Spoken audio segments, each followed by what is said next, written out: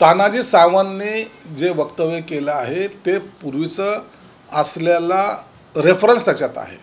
वक्तव्य कालच केलं आहे, परंतु त्यांनी सांगितलं की काँग्रेस राष्ट्रवादीबरोबर जेव्हा आम्ही बसायचो त्या टायमाला आम्हाला मळमळ व्हायची आणि हीच खरी अर्थानं मळमळ उठावाच्या स्वरूपात बाहेर आली आणि ती भावना तानाजी सावंतने व्यक्त केलेली आहे.